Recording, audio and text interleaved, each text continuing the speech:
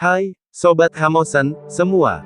Kali ini saya akan berbagi tentang menu pendukung untuk tools seleksi.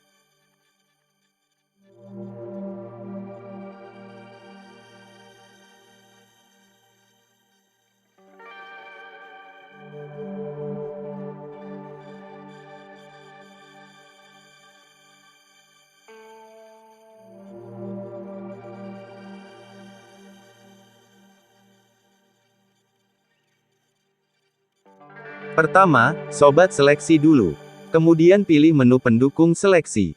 Lalu pilih deselect, maka yang terseleksi akan hilang. Seleksi merupakan kegiatan memilih area tertentu pada sebuah foto. Saat melakukan seleksi pada suatu area dan kemudian Sobat melakukan pengeditan, maka area yang tidak terseleksi tidak akan terpengaruh oleh pengeditan tersebut.